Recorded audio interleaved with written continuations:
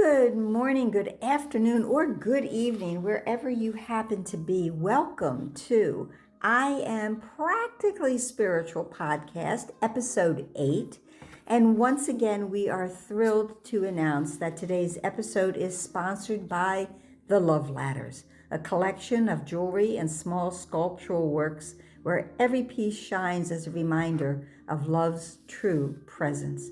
We're also grateful for the support of the Forgiveness Piece, a sculpture project devoted to forgiveness. We invite you to visit theloveladders.com and theforgivenesspiece.com to discover the many ways to express being practically spiritual. And be sure to use that coupon code SPIRITUAL to receive a 25% discount. Well, we have a lot to go through today. We have reached our first review of many in part 1 of the workbook.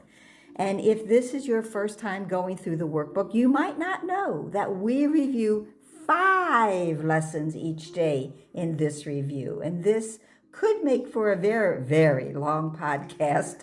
Therefore we are not going to even too much introduce ourselves. No, that's right, I did. No, that's good because we just keep going. Here, Carlos Felipe, the practical student, and Janet, the teacher. Right, Janet Weissman. And today we'll just get going. We're just going to get going, so because we don't want this to be a very long podcast. We don't want you to get tired of hearing this information. So we have to be extra creative during these review weeks. I love the introduction that the course gives us at the beginning of the sections of the workbook. They always contain good information and guidance. And this review number 1 introduction, it's no exception. It tells us there's a central point to the lessons that are grouped together, and which I will try to convey with one word, or maybe 2 or 3, that hopefully will link together the fabulous 5 each day. The introduction tells us we do not need a special setting to study. In fact, it says the purpose of your learning is to enable you to bring the quiet with you and to heal distress and turmoil. And this is not done by avoiding them and seeking a haven of isolation for yourself. Remember, wherever you go, there you are, not to seek an isolation. So don't go up to the mountaintop and think that's where you're finding your spirituality, because at some point you're coming down from the mountaintop. You need to have the ability to hold on to and practice your spirituality no matter where you are. Yeah. The reason that it works is because that space is inside of you. And that's very important, that's why wherever you go, if you go inside, then you're going to find it. Right. So lesson 51, our first one, and there are 5 lessons, and the word that I'm using to link all of these together is judgment, okay? And this is how I'm going to read the first 5 and read them as one, perhaps with a few words added here or there to link them. So, nothing I see means anything because I have given what I see all the meaning it has for me. Therefore, I do not understand anything I see. So the thoughts I have do not mean anything because my thoughts have no meaning. Because my thoughts have no meaning. I am never upset for the reason I think. The text in the review lessons is not exactly the same as when we were first introduced to them. In fact, most of the time it's in first person, which is different. But the review does give us the reminder that we have indeed judged everything, and it's been a misjudgment on our part. No one can understand the non-understandable, and we have the opportunity to let it go, or as I often say, the philosophy of frozen. So now once I know these misperceived thoughts can be released, I can allow real thoughts to enter my mind. And the real thoughts are those that are thought with God, where no judgment exists. The current thought system I use is filled with attack, which always upsets me, which I no longer want. I can let that go too. The second review lesson, number 52, and I'm linking all of these with the past and reading them again as one thought. I am upset because I see what is not there. What is it I see? I see only the past. And because my mind is preoccupied with past thoughts, I see nothing as it is now.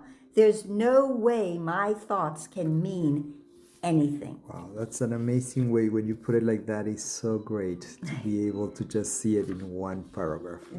Amazing. This course is brilliant, and finding little ways of linking it together and seeing how cohesive it is one of the many joys of mine with this course.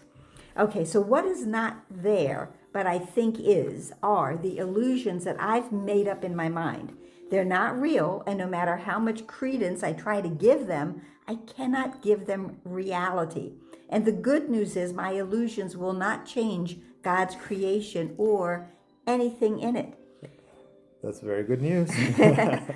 As I am judging the world around me, I am basing my judgments and opinions on the past. The past is where my judgments originated and still abide. What can change all this? Forgiveness.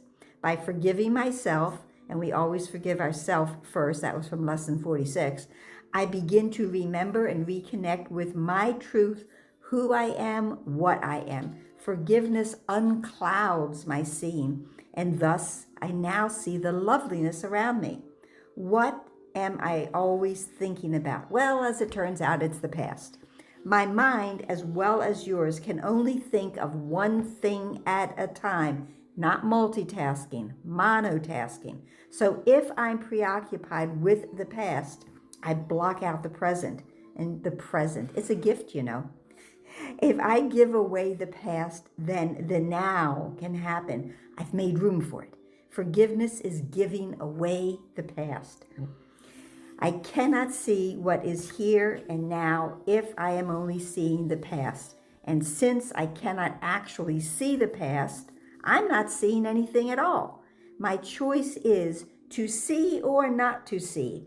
That is the question I must ask myself. Yeah. I think I can think and have private thoughts, but that's not true. What I believe are only my thoughts are limited thoughts that are from my ego mind, and they have no meaning because they are not real. Only if I join my mind with creation do my thoughts have meaning. Lesson 53. This next group of lessons are all about what is meaningless, and what is meaningless is insane. So the two words are going to be meaningless and insane. Insane thoughts are showing me a meaningless world that upsets me. Fear arises in my mind when I believe the world has no meaning for me.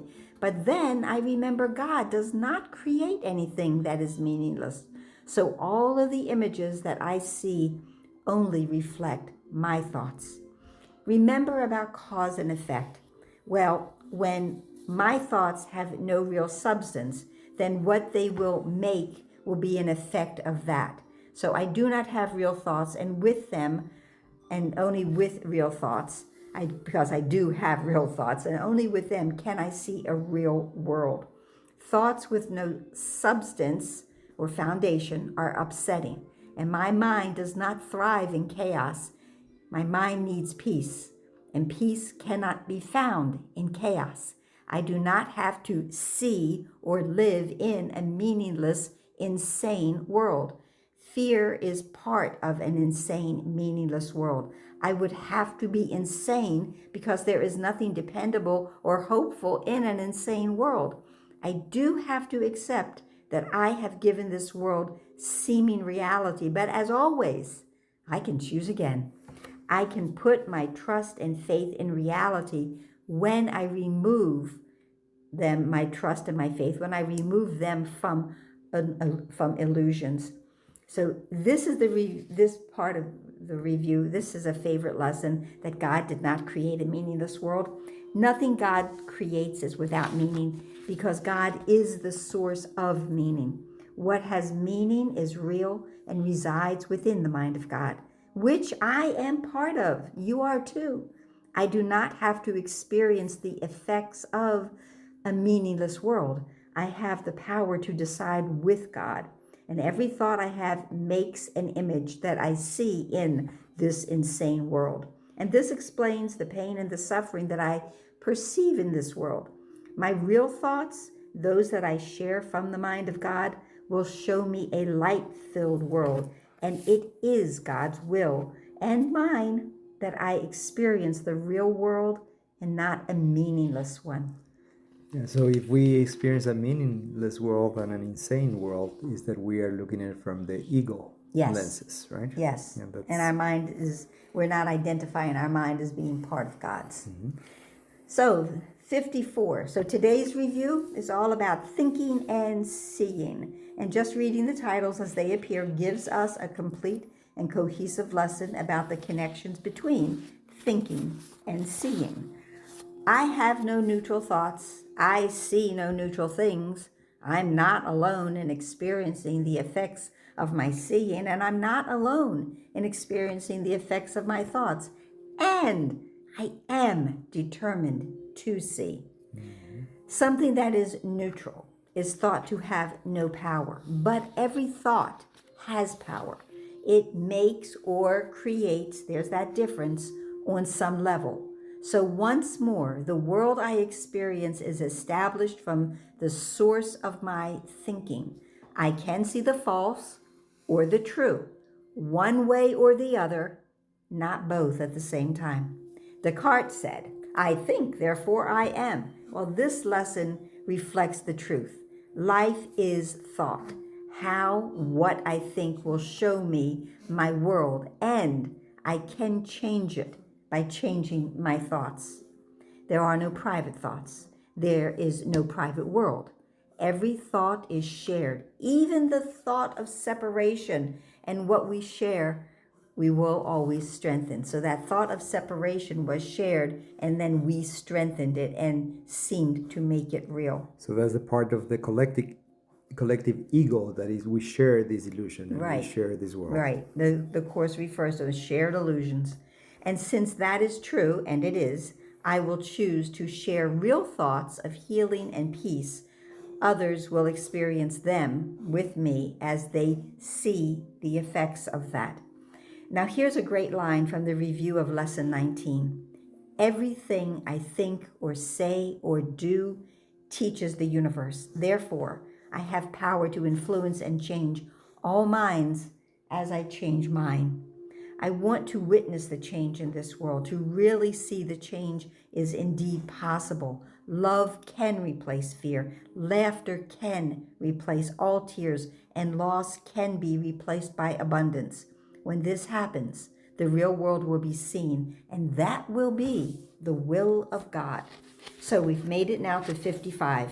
Three more to go. All right. All right, we're still dealing with what and how we see, plus how all of this can change. I'm determined to see because what I see now is a form of vengeance, but I can escape from this world of vengeance by giving up attack thoughts.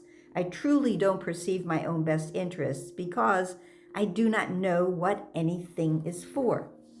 So what I see as my outside world is simply a reflection of my inside thoughts. If I am seeing disease, disaster, and death, it's proof that I've forgotten my true self, and those both have capital letters, true and self. When I see such a world, it does not arise from my loving thoughts. It is the physical presentation of attack thoughts holding me prisoner within my own mind. Changing my thoughts will change my perception, and I will then see a world perceived in peace. So we have a plan. Changing attack thoughts will allow me to escape the prison I have made. Again, forgiveness. Forgiveness is the key to the ability to change my awarenesses. Seeing a world of peace and joy and safety is possible as long as I choose that and nothing else.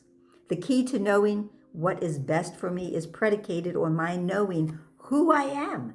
In my current state of mind, being ruled by an ego, every choice I make is only another illusion that keeps me away from following my guide, who will lead me home and teach me what I am, who I am. Purpose and meaning go together. Since I am immersed in a world of illusions, I cannot know the real purpose of anything. I have given everything a meaning, sort of remembering lesson 2, but it is based on illusions. I need to open my mind to realize there's a truth about everything that has nothing to do with what I have assigned to it. 56. And so this group of review lessons is all about shifting. And we know shift happens. So how I want to shift and the awareness I will have when I do shift. So my attack thoughts are attacking my invulnerability. And I want to shift that. Above all else, I want to see what is possible with changing my thinking. That's a shift. Above all else, I want to see differently, which can only happen when I shift my thinking. God is in everything I see. Well, now that's a big shift in thinking. And God is in everything I see because God is in my mind. And now that's a huge shift. I have thoughts of attack because I do not know myself. Again, with that big S. What I think I am is a small, vulnerable body that's in danger of pain, illness, loss, age, and death. I cannot control anything, but my inheritance tells me otherwise. And when I discover my own real thoughts, I will know I am actually invulnerable. I must have vision to reverse my thinking about what I am. I have made a self-image that truly bears no likeness to my truth, and letting go of the false will give me the true. Okay, we can have false or we can have true. So I let go of the false, I have the truth. Vision will replace illusions, and I will see. So when I can see, what do I truly want to see? Well, I want to see that door, the one behind the false world, the one that reflects and leads to God's love. Everything, without exception, holds the beauty and the power of Source. So as I lift veils, remove walls, go past clouds, I will find God's presence in everything. We all want to find that door for sure. Huh? Yeah, and we are all part of that same truth. Well, now this is a huge shift, but a wonderful awareness. My mind is always with me, so everything I look upon is blessed with God. As I see the world like this, I am also remembering I am part of that same radiance. Insane thoughts and illusions do not plague me anymore.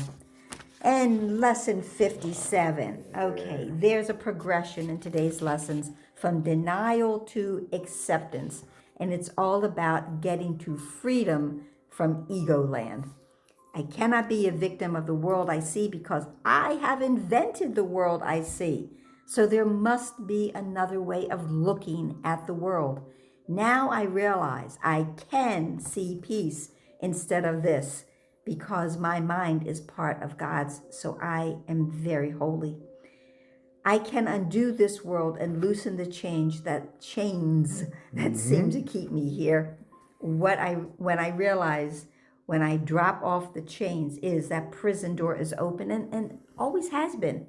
The only one who put me in a prison cell is me.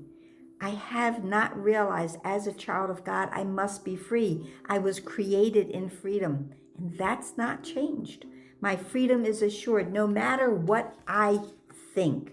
Because I have been using a faulty thought system, the one given me by the ego, everything in my world is upside down. So it's the opposite of truth. So there must be another way to behold the world. There must be freedom available to me. And there is always choice. Choose again. And we can see that as a mantra of the Course, because choice is always available. I have the ability to change how I see the world and instead see peace, not war. Peace resides within the hearts of all living things. And this peace I share comes from deep within me, within you. Seeing the light of forgiveness shining on all things will result in that same light shining back on me, on you. This is the beginning of understanding the holiness of all living things, myself and their oneness with me. And that's all, folks, for that. That is amazing, Janet. That was a lot of information compressed. That 50 was lessons that brought us, you know, yeah. from denial to acceptance if you Yes. review all the material. And the great thing, the practical part of this course is choose again. Yes. There's a lot of information, guys. So what I wanted to kind of, as a closing, kind of the homework assignment for this week, with all this in mind, is I want you to pick something. If you don't like what you're receiving, let us look at what we're giving. All right, that is very important, and it's not just material things, it's the intention with which you give. If you are receiving something that you don't like and you are not happy with, see what are you giving, with what intention. Doesn't have to be material, can be just some help, that to give generously, to give. When you give, then you will receive back. Right. Remember, it's a boomerang. Right. So that's the homework. I know that there's a lot, but we are so happy that you are here with us. Right. And we look forward to seeing you the next time. And I know that there's a lot of material there, so listen again. And remember to breathe and smile. when you listen. Thank you, guys. Thank you.